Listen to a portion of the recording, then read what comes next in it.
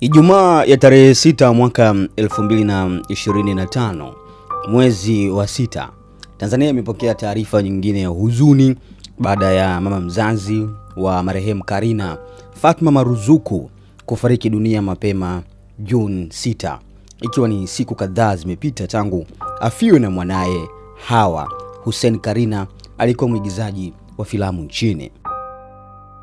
Taarifa zinaeleza kuwa kifo cha mama huyo zimeripotiwa na mmoja wa wanafamilia ambaye amebainisha kuwa chanzo cha kifo cha mama huyu ni kusumbuliwa na magonjwa ya presha pamoja na kisukari.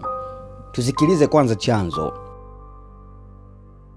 kwa kaka wa familia, alafu tutarejea.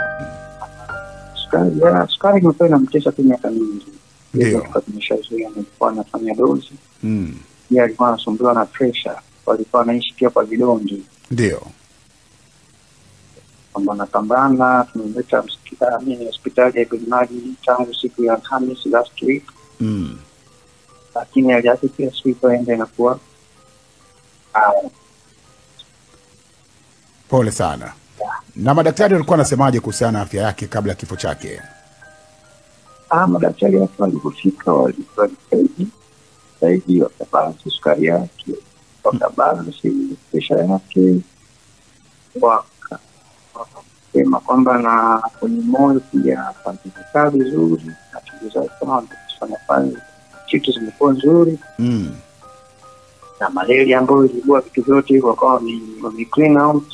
Ndio. Lakini sasa mama alikuwa bado yuko okay. Kwa hiyo hii kumbuke kuwa ni siku 52 zimepita tangu kutokea kwa kifo cha Karina ambaye alifariki dunia Aprili 15, 2025 akiwa anapatiwa matibabu ya maradhi ya tumbo huko nchini India. Katika dodoso zetu za taarifa hii pia tukapata taarifa ya kuwa mama huyu ataweza kuzikwa hapo kesho.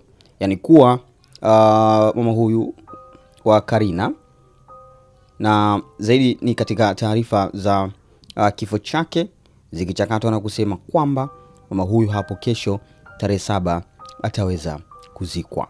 Sasa kaka yake na marehemu Karina amefunguka hivyo kwenye kipindi cha Global TV cha Katambuga, na akaeleza kuwa marehemu mama yake atazikwa kesho Juni 7, 2025 katika makaburi ya Kisutu, Dar es Salaam, huko akieleza kilichokuwa kinamsumbua mama yake kama ambavyo umesikia ni kisukari pamoja na pressure. Nyumbani hali ni ya sintofahamu.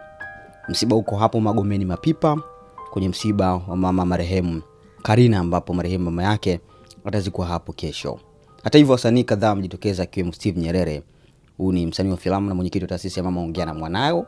Amefika kwenye msiba huo na kuzungumza masuala mengi sana, huku akisema kwamba amewasilisha ubani na shilingi milioni 3 kwa ajili ya rambirambi ya msiba huo mzito kwa familia. Sisi tutakuletea habari hii kadiri ambavyo tutaikusanya. Kwa hiyo ungana na sisi katika channel yetu kwa ajili ya kufahamu kinachojiri hapo msibani.